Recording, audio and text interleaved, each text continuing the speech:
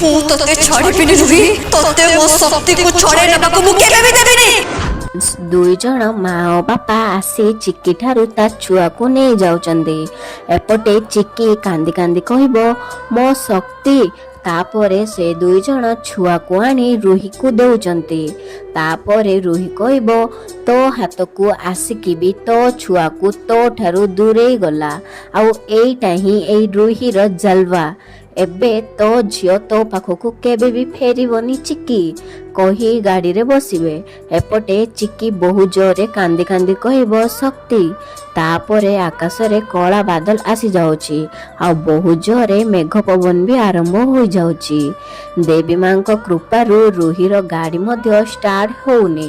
ତାପରେ ଚିକି କହିବ ମୁଁ ତତେ ଛାଡ଼ିବିନି ରୁହି, ତତେ ମୋ ଶକ୍ତିକୁ ଛଡ଼େଇ ନେବାକୁ ମୁଁ କେବେ ବି ଦେବିନି। ହଁ ଫ୍ରେଣ୍ଡସ୍, କ'ଣ ଚିକି ରୁହି ଠାରୁ ତା ଝିଅ ଶକ୍ତିକୁ ଛଡ଼େଇ ଆଣିପାରିବ? ଜାଣିବା ପାଇଁ ଆଜି ରାତି 8ଟାରେ ଦେଖନ୍ତୁ ତୋରି ପାଇଁ ତୋ ପାଇଁ।